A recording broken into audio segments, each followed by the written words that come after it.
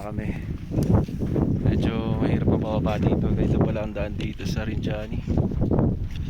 Buhangin siya, nababaon talaga yung paa mo, kaya mahirap paakyat tsaka pababa. There's the team. So salubong dito, baba tayo.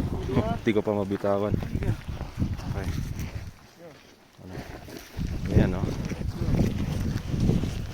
Ayan yung mga tapak namin dito. Lulubog. Sobrang lambot ng buhangin dito sa vulkan. Kaya dahan-dahan kami. Pero grabe, ang taas namin.